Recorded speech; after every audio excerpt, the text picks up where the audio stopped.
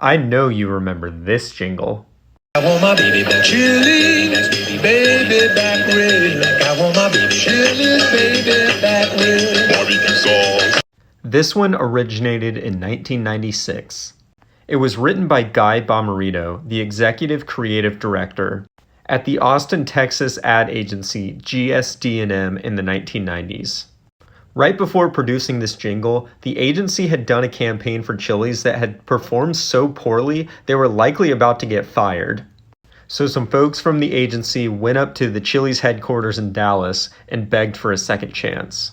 Chili's said, "We need a spot for baby back ribs in about 6 weeks, and we want it to be music in the restaurant." But by the late 90s, at least in the ad agency world, jingles were seen as corny and the lowest form of advertising. They were no longer cool. So Bomarito was too embarrassed to go back to his department and give them this assignment because they didn't even do jingles at that time. So he decided to write it himself. And he wrote it in about 5 minutes. He presented it to Chili's and they said, "Yeah, that sounds fine." He then called up his friend Tom Faulkner, a musician who's worked on hundreds of commercial compositions.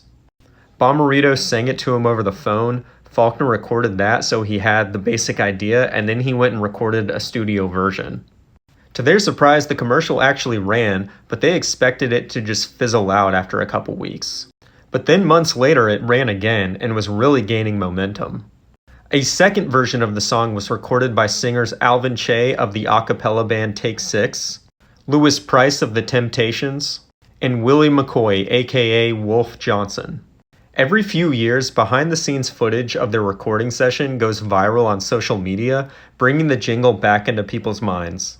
Baby back, baby back, baby back, baby back, baby back, baby back.